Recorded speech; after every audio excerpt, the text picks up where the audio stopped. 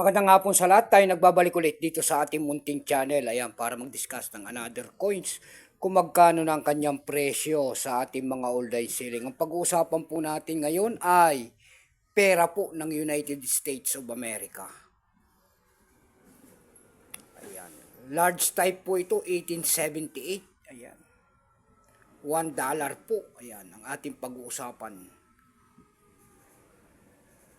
100 cent. Ayan, 100 cent pala. 1878. Ayan. Tingnan natin ang kanyang presyo kung magkano ng kanyang halaga. Ayan. Pero bago yan, tayo magpapasalamat muna sa lahat ng ating mga tagapagsubaybay dito sa ating munting channel, lalo-lalo na ang ating mga subscriber. Thank you so much sa inyong lahat. Mabuhay po kayo kung saan kayong dako ng mundo po. Keep safe po and God bless. Yun naman po, hindi pa po nakapag-subscribe dito sa ating munting channel at follow nyo po yung aking FB page sa Mel Soriano. Pindutin po ang pakipalo naman po ako sa aking FB page. Ayan.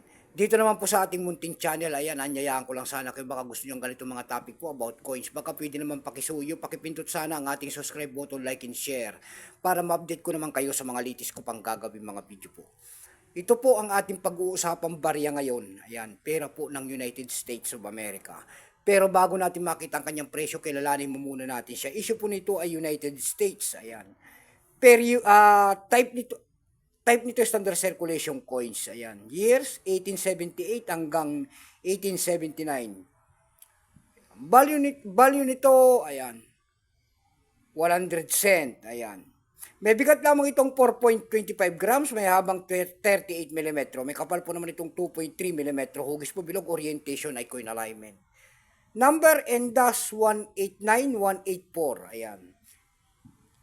Ito pong year 1978 na ito po ay 100%. Ayan, wala pong presyo ang mga ganito. Walang presyo po sa atin. Wala rin kung ilang piraso ang ginawa ng United States sa barya na ito. Blanco po lahat. Ayan. Kaya tayo dumako sa kanya mga presyo sa ating mga online selling tulad ng EB.com. Sa EB.com po, mayroon tayo nakita nagbebenta nito ng $61. Nasundan po yan ng $50. Mayroon na tayo nakita doon na $51. Ayan. Ayan ang kanyang mga presyo po. Ayan. So hanggang dito na lamang po. Keep safe po sa lahat and God bless.